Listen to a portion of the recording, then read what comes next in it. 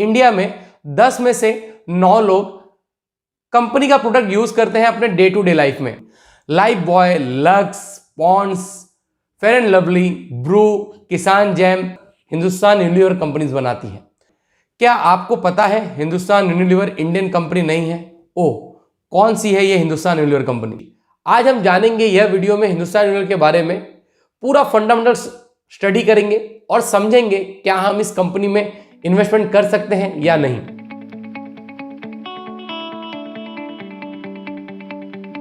हम जानेंगे यह वीडियो में कंपनी की हिस्ट्री, मैनेजमेंट, प्रोडक्ट्स क्या क्या कंपनी बनाती है, मार्केट शेयर क्या ओन करती है, इंडस्ट्री ग्रोथ क्या हो सकती है फ्यूचर में, कंपनी जो जो सेगमेंट में काम करती है उस सेगमेंट में फ्यूचर ग्रोथ क्या हो सकती है कंपनी की, कॉम्पिटिटर कौन कौन से कंपनी के, स्ट्रेंथ क्या है कंपनीज में, कंपनी में वीकनेसेस क्या क्या है, अपॉर्चुनिटीज क्या क्या है कंपनीज में और थ्रेड्स क्या क्या है कंपनी में। और हम समझेंगे कि हमारा व्यू क्या है कंपनी के बारे में कि हम कंपनी में इन्वेस्टमेंट करना चाहिए या नहीं करना चाहिए।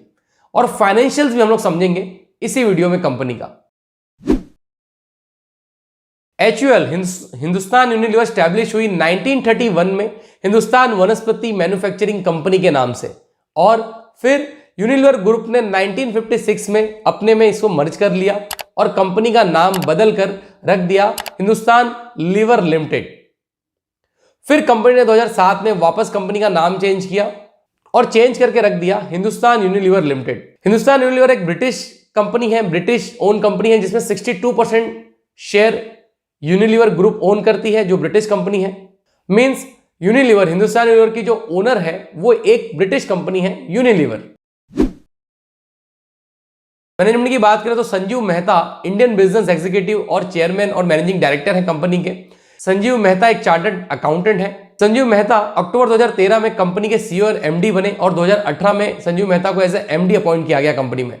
संजीव मेहता जी साउथ एशिया और पाकिस्तान, बांग्लादेश, श्रीलंका, नेपाल के भी उन्होंने एज ए लीडरशिप निभाई और वहां का भी उन्होंने एक मैनेजमेंट देखा है। 1998 में यूनिलीवर बांग्लादेश ज्वाइन किया था संजीव मेहता जी ने, और आज वो 61 ईयर के हैं और हम लोग देख सकते हैं हिंदुस्तान यूनिलीवर में एज ए MD की पोजीशन पे काम कर रहे हैं। तो एक स्टेबल मैनेजमेंट है कंपनी का, एक रिच एक्सपीरियंस है अपने सेगमेंट का। तो प्रोडक्ट बास्केट में 50 से ज्यादा ब्रांड है कंपनी के, अपने 15 अलग अलग कैटेगरी के। कंपनी हर इंडियन के लाइफ में डे टू डे प्रोडक्ट सर्व कर रही है। हम देख सकते हैं स्क्रीन पे, beauty and personal care segment से कंपनी को 42% का रेवेन्यू आता है, होम केयर सेगमेंट से 29% का और फूड एंड रिफ्रेशमेंट सेगमेंट से 29% का। तो ओवरऑल ये सब मिला के होता है 100%। अब बात करें beauty and personal care product की, जहां से कंपनी 42% रेवेन्यू अर्न करती है। यह सेगमेंट में कंपनी एक वाइड पोर्टफोलियो सर्व करती है। 900 से ज्यादा SKU है। SKU हम लोग देख सकते हैं स्क्रीन पे। SKU क्या होते हैं? जब भी हम कहीं कुछ प्रोडक्ट लेने जाते हैं तो वहां पे स्कैन करते हैं, SKUs है। स्टॉक कीपिंग यूनिट SKU का फुल फॉर्म है। कंपनी यह सेगमेंट से 29% मार्जिन अर्न करती है। अब रेवेन्यू और मार्जिन में क्या फर्क है ये हम समझने की कोशिश करेंगे एक एग्जांपल के साथ। एक एग्जांपल में देखें तो कंपनी अपने एक प्रोडक्ट को 100 रुपीज में सेल करती है, लाइक डॉ साबुन को, और वहां से कंपनी 29% प्रॉफिट अर्न करती है। मतलब जो 100 रुपीज है वो कंपनी के लिए रेवेन्यू है और जो 29 रुपीज जो अर्न कर रही है वो कंपनी का मार्जिन है। तो हमने आपको समझाने की कोशिश की कि रेवेन्यू और मार्जिन में क्या फर्क है। और 29% का मार्जिन अगर कंपनी इस सेगमेंट से ओन करती है तो हम लोग ये देख सकते हैं ये कितना इंपॉर्टेंट सेगमेंट है कंपनी के लिए, जहां से 42% का रेवेन्यू और 29% का मार्जिन अर्न करती है कंपनी। अब हम बात करेंगे होम केयर सेगमेंट की, जहां से कंपनी को 29% का रेवेन्यू आता है। Leading fabric wash brand Surf Excel, जहां से 5000 करोड़ से ज्यादा कंपनी को जो रेवेन्यू जनरेट करके देती है।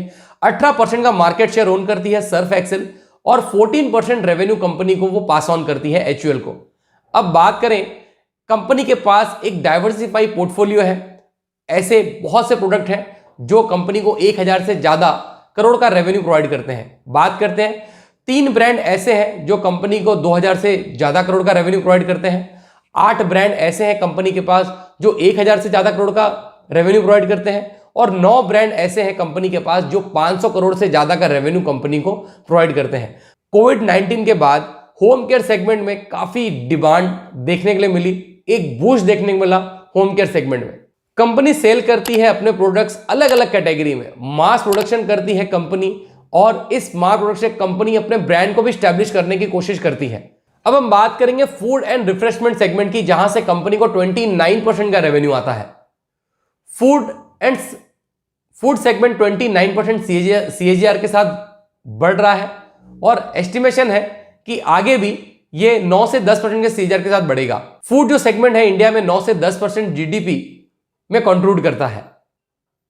रिफ्रेशमेंट की बात करें तो 9.53% के CAGR से 2021 से 2026 तक ग्रोथ होगी, ऐसा एस्टिमेशन है। फुटप्रिंट की बात करें तो कंपनी 80 लाख स्टोर में अवेलेबल है अक्रॉस द इंडिया, जो एक बहुत अच्छी चीज है कंपनी के लिए। कंपनी एक अच्छी चीज कर रही है कि कंपनी अपने खुद के ऐप को डेवलप किया है। कंपनी ने शिखर ऐप डाउनलोड करके कंपनी को डायरेक्टली ऑर्डर दे सकते हैं, जिससे जो सेल्समैन है बीच में रिटेलर के और कंपनी के, वो उनको आउट कर सकती है, जिसमें 3.4 लाख आउटलेट्स ऑलरेडी यूज कर रहे हैं कंपनी का शिखर ऐप, जो कंपनी के लिए फ्यूचर में एक अच्छी चीज है। और बात करें हम लोग ई कॉमर्स की, तो कंपनी ने 2 टाइम्स ग्रोथ किया है लास्ट ई कॉमर्स सेगमेंट में एक सिंगल ईयर में, मतलब जस्ट अभी कंपनी ने एक ई कॉमर्स सेगमेंट स्टार्ट किया है। रिसेंट मर्जर की बात करें कि रिसेंटली कंपनी ने किसको मर्ज किया है, तो 2015 के हिसाब से देखें तो इंदुलेखा ब्रांड को 3,300 करोड़ में कंपनी ने खरीदा और अपने में मर्ज किया।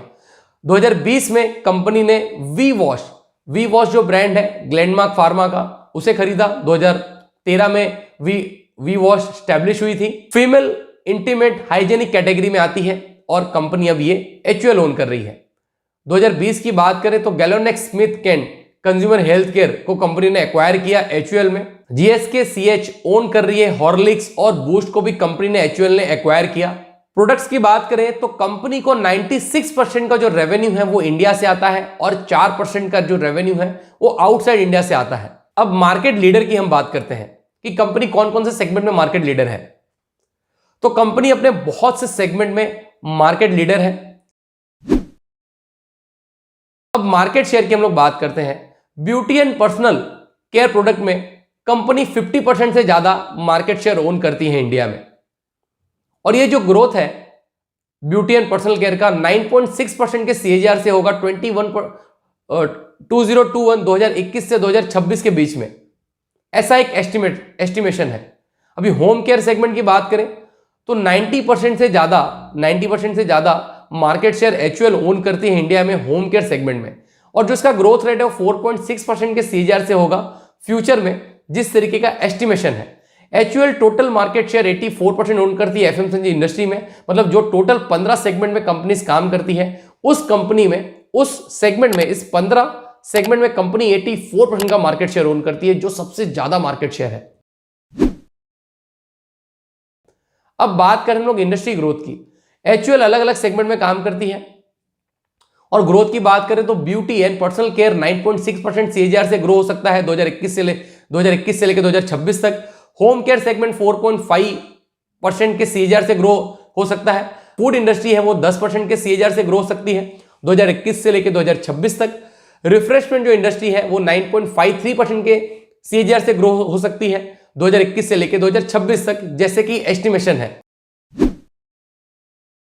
अब फ्यूचर ग्रोथ की बात करें तो हमने फ्यूचर ग्रोथ की बात की, beauty and personal care 9.6%, home care 4.5%, food 10% और रिफ्रेशमेंट 10%।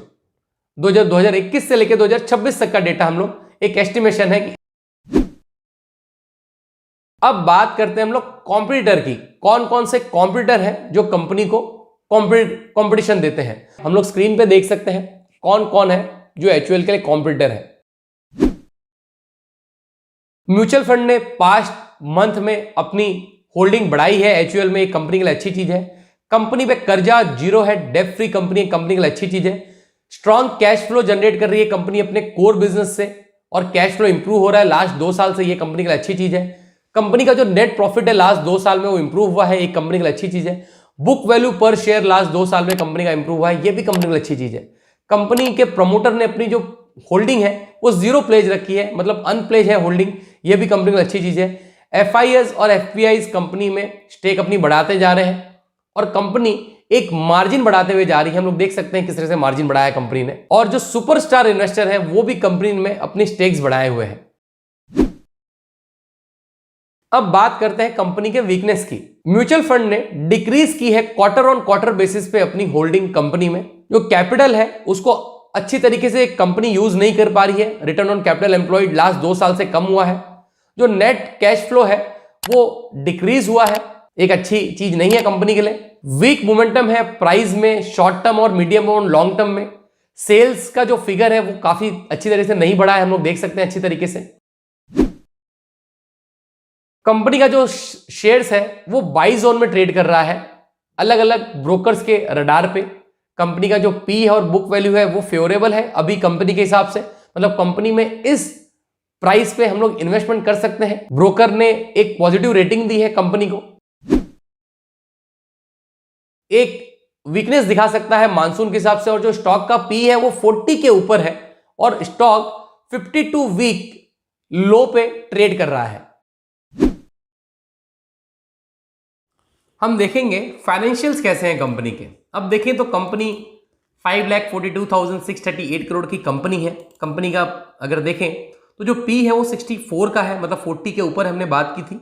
अब यहां पर हम लोग ये देख सकते हैं कंपनी की जो बुक वैल्यू है 204 रुपए की, और कंपनी अपने बुक वैल्यू से 10 टाइम ज्यादा ऊपर ट्रेड कर रही है। इंडस्ट्री पी देखें तो 59% का है, और यहां पे देखें तो जो स्टॉक का पी है वो 64% का है। कंपनी में जो नेट डेप्ट है वो 0 के बराबर है, 11,929%, मतलब 1129 करोड़ का कंपनी में कर्जा है। जो डेप्ट टू इक्विटी रेशियो में 0.02%, मतलब एक ना के बराबर कंपनी को डेप्ट दिखाता है कंपनी का। यहां पे देखें तो कंपनी के पास जो प्रमोटर होल्डिंग है वो 61.9% की है। जो प्लेज होल्डिंग है वो 0 है, कंपनी के लिए अच्छी चीज है ये। और सेल्स देखें तो 49,854 करोड़ का कंपनी नेट सेल कर रही है, जो बहुत ही एक बड़ा सेल फिगर है। अब बात करें हम लोग तो कंपनी एक डेप्ट फ्री कंपनी है। जो कंपनी का जो स्टॉक है वो 11% ऊपर ट्रेड कर रहा है। जो सेल्स ग्रोथ है वो नेगेटिव रही, अच्छी नहीं रही है। 7.88% का सेल्स ग्रोथ है लास्ट 5 साल में, एक जो खराब चीज है। प्रमोटर ने अपनी होल्डिंग डिक्रीज की है लास्ट 3 साल में 5.29%। अब यहां पर लोग देख सकते हैं कि कॉम्प्यूटर कौन कौन से है, कॉम्प्यूटर के कौन कौन से पी चल रहे हैं। हम लोग देख सकते हैं पीएनजी की जो पी है 78 का है। कोलगेट जिलेट का पी क्या है। अब बात करते हैं हम लोग सेल्स की। हम लोग देख सकते हैं क्वार्टर टू क्वार्टर बेसिस पे सेल्स किस तरीके से बढ़ रहा है। यहां पे देखें तो 2018 दिसंबर में 9,841 करोड़, और दिसंबर 2019 में ये था 10,000 करोड़, और दिसंबर 2020 में ये 12,000 करोड़। तो कंपनी का जो सेल्स है वो बढ़ता जा रहा है क्वार्टर टू क्वार्टर बेसिस पे, एक अच्छी चीज है। कंपनी का जो प्रॉफिट मार्जिन है वो 24-25% है। इंटरेस्ट देखें तो इंटरेस्ट कंपनी ने बढ़ाया हुआ है, मतलब हम लोग देख सकते हैं कंपनी ने अपना कर्जे को बढ़ाया हुआ है। पहले कंपनी जो इंटरेस्ट है वो 9 करोड़ दे रही थी, फिर 44 करोड़ दे रही थी, अब कंपनी 11 करोड़ 13 करोड़ अभी 28 करोड़ दे रही है। तो कंपनी ने अपने डेप्ट को बढ़ाया है। कंपनी का नेट प्रॉफिट की बात करें क्वार्टर टू क्वार्टर बेसिस पे, हम लोग ये देख सकते हैं दिसंबर 2018 में ये था 1,440 करोड़, ये बढ़ के हो गया 1,600 करोड़। दिसंबर 2020 में हो गया 1,900 करोड़। तो यहाँ पे ये देख सकते हैं किस तरीके से क्वार्टर ऑन क्वार्टर बेसिस पे नेट प्रॉफिट बढ़ता जा रहा है। ये कंपनी के लिए एक अच्छी चीज है। अब हम बात करते हैं कंपनी के एक बड़े टाइम फ्रेम में ईयरली बेसिस पे सेल्स ग्रोथ हम लोग देख सकते हैं किस तरीके से एक अच्छी सेल्स ग्रोथ नहीं रही है। कम से कम अगर कंपाउंडिंग 10% की भी सेल्स ग्रोथ होती है तो लोग उसको अच्छा मानते हैं। यहां पे देख सकते हैं मार्च 2014 में कंपेयर करें 2013 के साथ तो 8.26%, मार्च 2015 में देखें तो 9.37%, 2016 की बात करें तो 0.67%, 2017 में 3%, 2018 में 7%, और 2020 में ये 1.20%, और मार्च 2021 में वापस इन्होंने 18% का एक सेल्स ग्रोथ दिखाया। तो हम लोग सेल्स ग्रोथ एक धीमा सेल्स ग्रोथ है हम लोग देख सकते हैं। बात करें यहाँ पे ऑपरेटिंग प्रॉफिट मार्जिन की, तो ऑपरेटिंग प्रॉफिट मार्जिन बढ़ता हुआ जा रहा है। मार्च 2021 में 11,625 करोड़ था ऑपरेटिंग प्रॉफिट मार्जिन। देखें तो 25% का प्रॉफिट मार्जिन है, यहाँ पे देखें 24%। ऑपरेटिंग प्रॉफिट मार्जिन भी कंटिन्यू बढ़ा है। अगर हम लोग कंपेयर करें 2010 से तो ये पहले 13, 14, 16 हम लोग देख सकते हैं अच्छी तरीके से। इंटरेस्ट की बात करें तो इंटरेस्ट भी कंपनी पे बढ़ता जा रहा है, मतलब कंपनी ने कर्जा लिया है 2019 के बाद। 2019 में जो कंपनी पे जो इंटरेस्ट कॉस्ट है वो 33% थी, मार्च 2020 में ये बढ़ के 118 करोड़ हो गए, हम लोग को ये देखने मिल रहा है। अब बात करें हम लोग नेट प्रॉफिट की, तो नेट प्रॉफिट देखें तो 7,995 करोड़ 7,995 करोड़ का नेट प्रॉफिट रिपोर्ट किया है कंपनी ने मार्च 2021 में, और अब ये 8,401 करोड़ का नेट प्रॉफिट रिपोर्ट कर रही है। सेल्स ग्रोथ की बात करें तो लास्ट 10 साल में 9% का कंपाउंडिंग सेल्स ग्रोथ है। कंपाउंडिंग प्रॉफिट की बात करें तो 15% है। स्टॉक का जो CAGR है लास्ट 10 साल में 19% के CAGR से कंपनी ने रिटर्न दिया, जो एक अच्छी चीज है। अब यहां पे शेयर कैपिटल की बात करें तो 218 करोड़ शेयर्स इशू थे, जो बढ़ के अभी 235 करोड़ हो गए हैं। मतलब मार्च 2020 के बाद कंपनी ने नई फ्रेश इक्विटी इशू की है। रिजर्व्स की बात करें तो रिजर्व्स बढ़ा हुआ है, कंपनी का रिजर्व बहुत बढ़िया तरीके से बढ़ा है। हम लोग ये देख सकते हैं जो कंपनी का रिजर्व था वो 800 करोड़ का था, मार्च 2021 में वो बढ़ के हो गया 47,000 करोड़, जो एक अच्छी चीज है। बोरोविंग की बात करें तो मार्च 2020 और 21 में ये 0 थी बोरोविंग, और अब ये बढ़ के हो गई है 1129 करोड़ कंपनी ने फ्रेश बोरोविंग की है। कैश फ्लो की बात करें तो नेगेटिव कैश फ्लो है, कंपनी के लिए अच्छी चीज नहीं है। मार्च 2020 में ये पॉजिटिव थी। डेटेड डेज की बात करें तो डेटेड डेज बड़े हैं, पहले कंपनी को 17 दिन में पैसे मिलते थे अपने डेटेड से, फिर 11 दिन में, और अब ये बढ़ के हो गया 14 दिन, जो कंपनी के लिए अच्छी चीज नहीं है।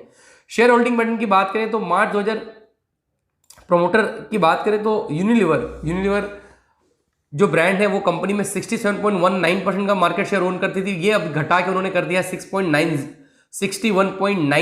जो एक कंपनी के लिए अच्छी चीज नहीं है।